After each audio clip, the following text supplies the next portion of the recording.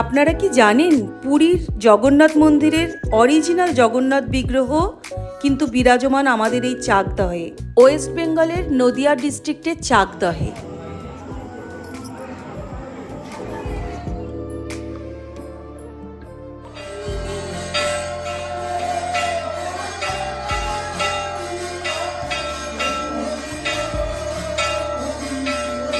যেখানে দীঘায় পুরীর আদলে জগন্নাথ মন্দিরে উদ্বোধন নিয়ে সাজো সাজো রব কিছুদিন আগে আমাদের মুখ্যমন্ত্রী সেই মন্দিরে উদ্বোধন করে এলেন। কিন্তু কজন জানেন যে প্রায় 500 বছর ধরে এই বাংলার মাটিতেই বিরাজ করছেন পুরীর মন্দিরের জগন্নাথ দেব। আমরা তো পুরী দীঘা ছুটে বেড়াচ্ছি জগন্নাথ দেবের দর্শনে, কিন্তু এখানেই যে বিরাজ করছেন জগন্নাথ দেব এই ঘটনাটা তো আমি নিজেও জানতাম না। তাই জানার পরপরই আমি ছুটে চলে এলাম দেখতে এবং আপনাদেরও দেখাতে। দেখুন মন্দিরের ভিতরে গাছে কি সুন্দর এঁচড় হয়ে আছে। চলুন এখন গল্পটা জেনে নিই। গল্প নয়, সত্যি ঘটনা। বৈষ্ণবভূমি নদিয়াতেই রয়েছে পুরীর জগন্নাথ বিগ্রহ, যা 500 বছর আগে ঘাড়ে করে বয়ে এনেছিলেন জগদীশ পণ্ডিত। আমি এখন চাকদহে সেই মন্দিরেই রয়েছি। এই মন্দিরে আসতে গেলে যদি শিয়ালদা থেকে আসতে যান তাহলে রানাঘাট লোকাল বা কৃষ্ণনগর লোকাল কোনো একটাতে উঠে পড়ুন আর চাকদহ স্টেশনে নেমে পড়ুন। চাকদহ স্টেশন থেকে অতি সহজেই আপনারা টোটো, ভ্যান বা রিক্সায় করে এই জগন্নাথ মন্দিরে এসে পৌঁছতে পারবেন। দেখুন আমি জগন্নাথ মন্দিরে আসবো বলে কি সুন্দর হার এবং কানের দুলো পরে নিয়েছি জগন্নাথ দেবের। তাহলে চলুন আপনাদের সমস্ত ব্যাপারটা খুলে বলি আর মন্দিরটা ঘুরিয়ে দেখাই। টোটোতে করে চাকদহ স্টেশন থেকে ভাগীরথী রোড হয়ে এক এঁকে বেঁকে সরু রাস্তা ধরে এসে পৌঁছেছি শ্রী চৈতন্য গৌড়ীয় মঠ জগন্নাথ মন্দিরের সামনে। বড় সিংহদুয়ার পেরিয়ে মূল মন্দিরের সামনে পৌঁছলে প্রথমেই নজর কাড়েন শ্রী জগন্নাথ বিগ্রহ। ঝলমলে পোশাকে সুসজ্জিত সিংহাসনে বিরাজমান তিনি। কিন্তু ভালো করে বিগ্রহের ফটো আপনাদের দেখাতে পারলাম না, কারণ ফটো তোলা মানা। কিন্তু অবাক কাণ্ড, দুপাশে সুভদ্রা এবং বলরাম কেন নেই?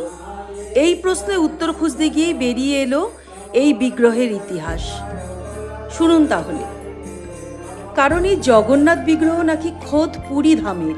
মন্দিরে অন্যতম প্রবীণ এবং প্রধান সেবায়িত মহারাজ বলেন, জগদীশ পণ্ডিত ছিলেন মহাপ্রভুর অন্যতম পার্ষদ। টানা প্রায় 1 মাস ধরে পায়ে হেঁটে তিনি পুরী গিয়েছিলেন। সেখানে জগন্নাথ দেবকে দর্শনের পর মন খারাপ করে নাকি জগদীশ পণ্ডিত বলেছিলেন যে এবার তিনি বৃদ্ধ হবেন, চাইলেও আর দেব দর্শনে আসতে পারবেন না। কথিত আছে তখন জগন্নাথ দেব জগদীশ পণ্ডিতকে বলেন সেই বছরই পুরীর মন্দিরের নবকলেবর হবে, তাই স্বাভাবিক নিয়মেই তার নতুন বিগ্রহ প্রতিষ্ঠা হবে।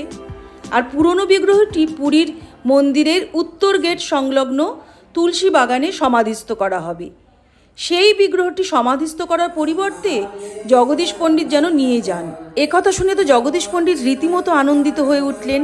তিনি তখন পুরীর তৎকালীন রাজার অনুমতি নিয়ে জগন্নাথ দেবের মূর্তি আনার তোড়জোড় শুরু করেন। কিন্তু এ তো বিশাল মূর্তি, এত বড় মূর্তি নিয়ে তিনি যাবেন কিভাবে? তখন শোনা যায় ভক্ত জগদীশের যাতে কষ্ট না হয় তাই আকারে ছোট হয়ে গিয়েছিলেন জগন্নাথ দেব। কিন্তু শর্ত ছিল, কোথাও রাখলেই সেই বিগ্রহ পুনরায় আগের আকারে ফিরে আসবে। দীর্ঘ পথ হাতে লাঠি আর কাঁধে বিগ্রহ নিয়ে হেঁটে এসে চাকদার বর্তমান মন্দিরের কাছে ক্লান্ত জগদীশ বিগ্রহ ধরতে দেন এক সঙ্গীকে। তখন কিন্তু এই মন্দিরের কাছ দিয়েই বয়ে যেত গঙ্গা। আজকে কিন্তু সেই গঙ্গা অনেক দূরে চলে গেছে এখান থেকে। আপনারা চাইলে সেই গঙ্গাও দেখে আসতে পারেন। তো যাই হোক, সেই সঙ্গীর কাছে ভগবানকে দিয়ে তিনি গঙ্গায় স্নান করতে নামেন। ব্যাস, বিগ্রহ ভারী লাগায় ভুলে যেই না জগদীশের সঙ্গী সেটি মাটিতে বসিয়েছেন, অমনি তা ফের প্রকাণ্ড রূপ ধারণ করে। এরপর শত চেষ্টাতেও আর তোলা যায়নি সেই মূর্তি। অগত্যা সেখানেই পুরীর জগন্নাথ দেবের মূর্তি প্রতিষ্ঠা করা হয়।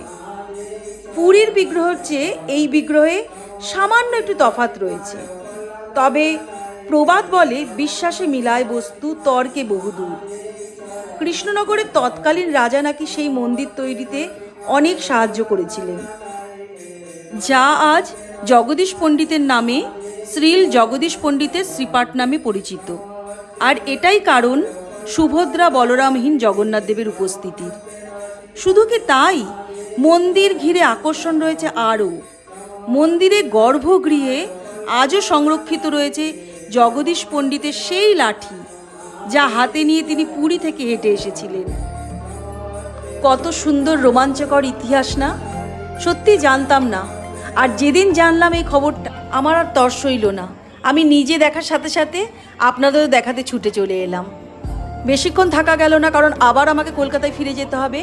আপনারা অবশ্যই আসুন, জায়গাটা এক্সপ্লোর করুন, দারুণ লাগবে।